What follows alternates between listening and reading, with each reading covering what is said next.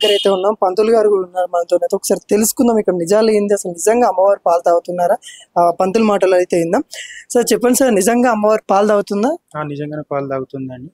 గత 3 రోజుల నుంచి అమ్మవారు ఫస్ట్ నీళ్లు తాగారు, తర్వాత కొబ్బరి నీళ్లు, ఇవాళ నుంచి మొన్నటి నుంచి పాలు తాగుతున్నారు. అదేవిధంగా పాలు తాగుతుందని చెప్పి గుడి అధికారులకి చెప్పాను. వాళ్ళ తరపు నుంచి ప్రజలకు తెలుసు, ప్రజలు కూడా వచ్చి స్వయంగా వాళ్ళే అమ్మవారికి పాలు తాపించి చూస్తున్నారు. అమ్మవారి ఆశీర్వాదం కూడా అమ్మవారికి పొందుతున్నారు. వాళ్ళు మీరు ఎలా గమనించారు? ఎప్పటి నుండి జరుగుతూ ఉంది? మీరు ఎప్పటి నుండి చూసారు? ఇది రోజు మేము మహానైవేద్యం పెడతాం అమ్మవారికి. మహానైవేద్యం పెట్టినప్పుడు అమ్మవారికి వాటర్ తాపించేది క్రమంగా జరుగుతూనే ఉంటుంది.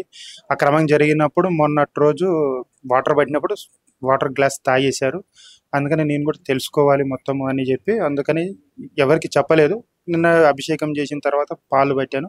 అప్పుడు నిర్ణయించుకొని గుడి యజమానులకి చెప్పి దాని తర్వాత నుంచి చేశాం. అంటే ఎట్లా, అంటే ఇప్పుడు ఫస్ట్ టైమా లేకుంటే గతంలో కూడా ఇలాంటి ఏమన్నా జరిగింది? ఇప్పుడే ఫస్ట్ టైం.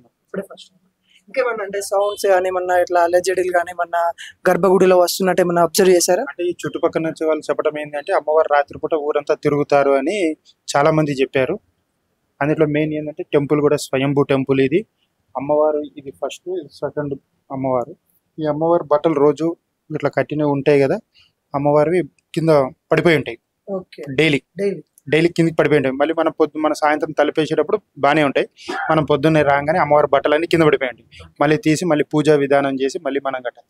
అంటే దానికి నిదర్శనం ఏంటంటే అమ్మవారు ఇక్కడి నుంచి లేచి ఊరంతా గ్రామాన్ని తిరిగి వచ్చి మళ్ళీ ఆమె స్థానంలో ఆమె కూర్చుంటుందని నివర్చనం అనమాట. ఇప్పుడు చాలా మందికి అంతెందుకు, నాకు ఏదాకా వచ్చేదా కూడా నాకు కూడా ఒక ఆశ్చర్యం, అంటే నిజమా కాదా అనే ఆందోళన అయితే చెందుతా ఉన్నారు. నిజంగా వాళ్ళకి మీరు ఇచ్చే సమాధానం ఏంటి?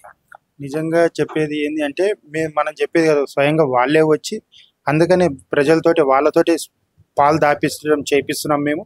అప్పుడు వాళ్ళే చూసి వాళ్ళే ఆశ్చర్యం పోయి అమ్మవారి ఆశీర్వాదం పొందుతున్నారు. మొత్తానికి ఇక్కడ ఉన్న సందర్భాలు అయితే నిజంగా అమ్మవారి అలికిడి కూడా నైట్ సమయంలో అయితే ఊర్లో కూడా కనిపిస్తూ ఉందని చెప్తా ఉన్నారు. ఇక్కడ ప్రజలు కూడా అమ్మవారు నైట్ అంతా ఊరంతా తిరిగేసి మళ్ళీ వచ్చి తన స్థానంలో తను ఉంటుంది. తను ఏదైతే తనకి ఆభరణాలు కానీ తన యొక్క దుస్తులు కానీ ఏవైతే ఉంటాయో అవి కూడా కింద పడిపోయి ఉంటాయి. ఇక్కడ అమ్మవారి ఆనవాళ్ళు అయితే కనిపిస్తూ ఉన్నాయని చెప్తారు. గతంలో మనకైతే చూసుకున్నట్లయితే ఇలాంటి ఎప్పుడు జరగలేదు, ఇప్పుడే అయితే ఉంది. కాలజ్ఞానంలో ఏదైతే ఉందో దాని ప్రకారం కూడా ఇక్కడ రాళ్ళు కూడా దేవతలుగా పూజ పొందుతారు, తర్వాత పాలు కూడా తాగుతాయని బ్రహ్మంగారు అయితే చెప్పడం అయితే జరిగింది. అలాగనే జరుగుతాను. నిజంగా కాలగ్రహణంలో బ్రహ్మంగారు కూడా ఈ మాటలు అయితే చెప్పడం అయితే జరిగింది. నిజంగా అవి పునరావృతం అవుతుంది అనుకోవచ్చా? అవునండి, పక్కా. అది ఆయన చెప్పినట్టే జరుగుతుంది. ఆ విధంగానే అమ్మవారు కూడా నడుస్తుంది అన్నమాట.